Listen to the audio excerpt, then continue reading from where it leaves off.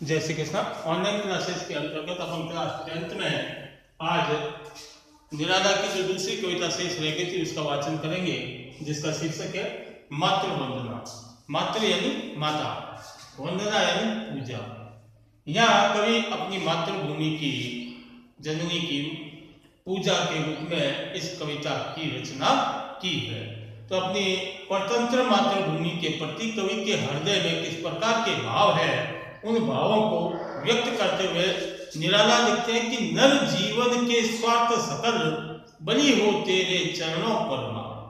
नर जीवन के, इस मनुष्य जीवन के स्वार्थ सकल, जितने भी मैंने स्वार्थ से कार्य किए हैं, अपनी आजीविका चलाने के लिए, कुछ पाने के लिए, कुछ न कुछ ध्येय या लक्ष्य रख करके जो मैंने प्राप्त किए हैं, वे समस्त कार्य बलि हो तेरे चरणों पर, उनको मैं बलिदान करना चाहता हूँ। सकल यानी सभी कार्यों को मैं बलिदान तुम्हारे चरणों में करना चाहता हूँ।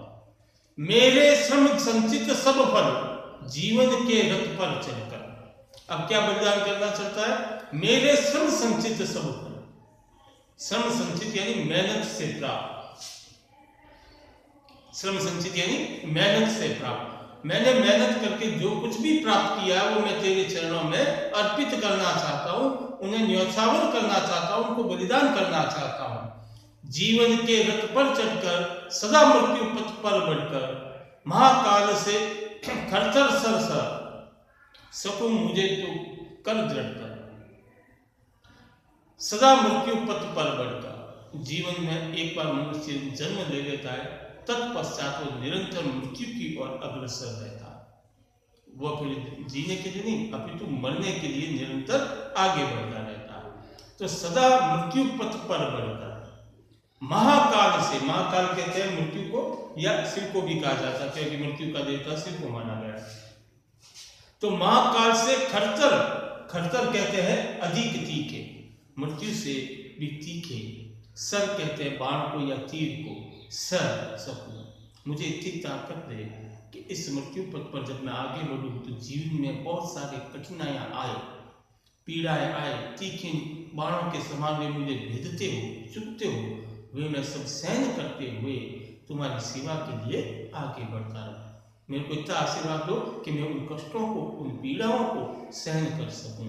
सदा मृत्यु पथ पर बढ़कर, महाकाल से खरतर सकूं मुझे तू कर दृढ़ता। दृढ़तर यानी मजबूत, दृढ़तर यानी मजबूत। क्या कह रहा है कि मुझे इतना मजबूत कर कि इस जीवन पथ पर, इस मृत्यु पथ पर मैं जब आगे बढ़ूं और मुझे रास्ते में जो बाधाएं आए, उन बाधाओं को मैं सह सकूं, संभाल सकूं, उन बाधाओं से घबरा कर मैं अपने पथ से विचलित न हूं। इतना दृढ़तर मुझे कर दे, इतनी ताकत मुझे कर दे। जागे मेरे उर में तेरी मूर्ति अश्रु जल बहुत विमल। मेरे मन में सदैव तेरी रोती हुई अश्रु जल, आंसुओं से भीगी हुई आंखों से जो मूर्ति है, भारत माता पराधीन है, परतंत्र है और इसलिए वो रो रही है। तो तुम्हारी ये रोती हुई जो मूर्ति है, ये विमल यानी स्वच्छ सुंदर है। दृढ़ जल से पावल, तुम्हारी आंखों के आंसुओं से मैं बल पाऊं, ताकत पाऊं कि मेरी माँ विपदा में है, कष्ट में है, पीड़ा में है। तुम्हारी आंसू मेरे भीतर नई ऊर्जा का संचार करे, नई ताकत का संचार करे। फिर बलि कर दूं जननी जन्म सर्व संचित पर। मैं, हे जननी, हे माता, मैं अपना सर्वस्व तुम्हारे ऊपर न्यौछावर कर दूं। बाधाएं आए तन पर देखूं तुझे नयन मन भर। बाधाएं आए, कोई दिक्कत नहीं है। इस मृत्यु पथ पर जब मैं आगे बढ़ूंगा, तुम्हारे को स्वतंत्र कराने के लिए जब मैं इस स्वतंत्रता में लेकर आगे बढ़ूंगा, तो मुझे मालूम है कि नाना प्रकार की यातनाएं मुझे सहन करनी पड़ेगी, अनेकों प्रकार के कष्ट मुझे झेलने पड़ेंगे। बाधाएं आए तन पर, समस्याएं आए भले तन पर, लेकिन उस समय मैं क्या देखूं? देखूं तुझे नयन मन भर।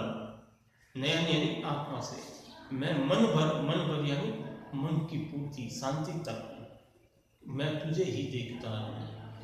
और तू भी क्या कर, मुझे देख तू सजल जगहों से, तू भी, हे मातृभूमि, तू भी मुझे सजल जल से युक्त, आंसुओं से युक्त, सजल जल के साथ, जल यानी आंखें, जल के सजल यानी आंखों का पानी अर्थात आंसुओं से भीगी आंखों के माध्यम से तू भी मुझे देख, अपलक उड़ के सतदल पर, अपलक बिना पलकों को झपकाए हुए एक टक, अपलक यानी बिना पलकों को झपकाए हुए एक टक, अपलक रूप से तू भी मुझे देखती है।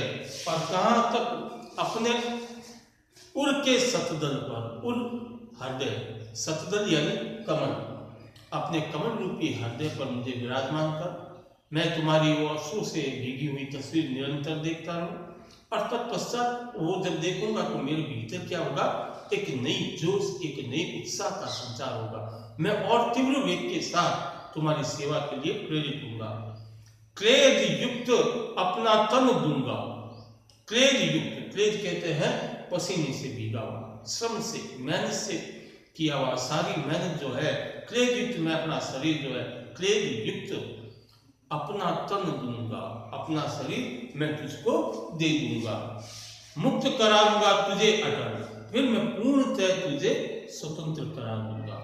तेरे चरणों पर देकर बनी, तुम्हारे चरणों पर मैं अपने आप को अर्पित करके सकल श्रेय सम संचित पर, श्रेय कहते हैं प्रशंसा, मेरे जितने भी प्रशंसनीय कार्य है, जितने भी मुझे ख्याति मिली है, श्रेय मिला है, वो सारा श्रम, वो सारा संचित करके, सब एकत्रित करके मैं तुम्हारे चरणों में अर्पित कर दूंगा। भाव यह है संपूर्ण कविता का कि कवि इस कविता के माध्यम से यह कहना चाहता है कि मेरा समस्त जीवन मातृभूमि की स्वतंत्रता के लिए अर्पित करना चाहता हूँ।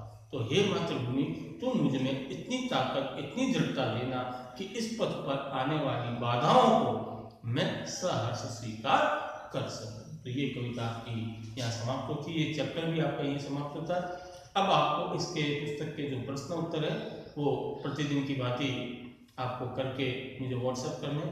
तब तक के लिए धन्यवाद। जय श्री कृष्ण।